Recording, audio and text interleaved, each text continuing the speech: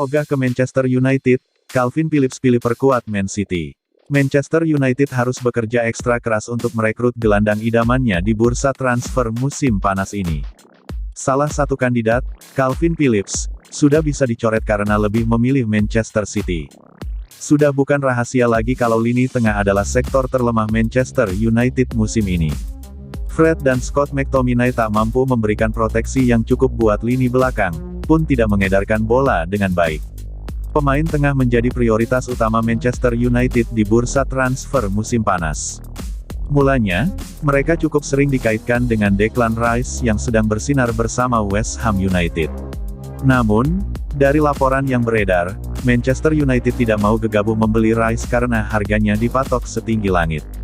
Mereka mengalihkan perhatiannya ke target yang lebih realistis, salah satunya Calvin Phillips. Ogah ke Manchester United, Leeds United berada di ambang jurang degradasi. Mereka sedang menempati peringkat ke-18. Untuk bisa bertahan di Premier League, The Whites harus mengalahkan Brentford dan berdoa agar Burnley gagal menang atas Newcastle United. Jika skenario paling buruk terjadi, yakni terdegradasi, Leeds United bakal kesulitan mempertahankan pemain-pemain andalannya. Artinya, mereka harus siap melihat Phillips berganti seragam musim depan. Phillips diketahui bisa didapatkan seharga 50 juta pounds. Angka yang cukup realistis buat Manchester United. Namun sayangnya, sejarah rivalitas dengan Leeds membuat The Red Devils terancam gagal mendapatkannya.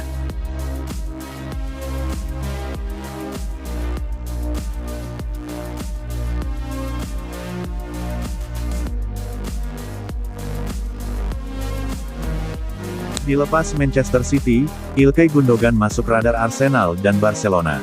Gundogan dilaporkan telah diizinkan untuk meninggalkan City akhir musim ini. Laga versus Aston Villa bakal jadi pertandingan terakhirnya di Etihad. Gelandang Manchester City, Ilkay Gundogan, sedang mencari klub baru. Arsenal dan Barcelona dikabarkan menjadi opsi pemain asal Jerman itu. Kontrak Gundogan di City hanya tersisa hingga Juni tahun 2023 alias akhir musim depan. Pemain berusia 30 tahun itu berpotensi dilepas di angka sekitar 25 euro 30 juta euro. Kini, agen Gundogan tengah dalam komunikasi dengan manajemen City terkait kepindahan sang klien pada musim panas ini. Bukan untuk perpanjangan kontrak. Musim ini, Gundogan menorehkan 42 penampilan di lintas ajang bersama City, dengan sumbangan 8 gol dan 6 assist. Sang pemain gagal dapat garansi Pep Guardiola untuk tampil reguler di 11 pertama City tiap pekan. Tercatat, gelandang box-to-box itu merupakan rekrutan pertama Guardiola sejak ditunjuk sebagai manajer City pada musim 2016-17. Ia didatangkan dari Borussia Dortmund senilai 24,3 juta pound. Jika City memenangkan gelar musim ini, Gundogan akan tercatat sebagai pemain Jerman paling sukses dalam sejarah Liga Primer, dengan 4 medali juara Liga. Sebelumnya, ia sudah lebih dulu memancangkan nama sebagai top skor negaranya di Liga Primer. Adapun dua nama yang sedang diidentifikasi City sebagai pengganti Gundogan adalah Matheus Nunes, Sporting Lisbon, dan Aurelien Tchouameni, AS Monaco.